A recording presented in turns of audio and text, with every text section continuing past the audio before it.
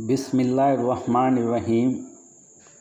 आज का हमारा मौजू है ज़मीन कब रोती है।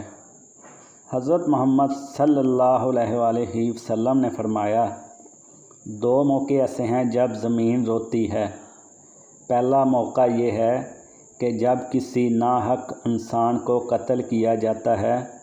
जब खून का पहला कतरा ज़मीन पर गिरता है तो ज़मीन रोती हुई पुकारती है, या अल्लाह मुझे इजाज़त दे, मैं इसे अपने अंदर निगल लूँ।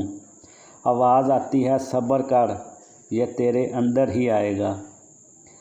दूसरा मौका ये है कि जब कोई ज़ानी ज़िना का इर्तिकाब करने के बाद गुस्ल करता है।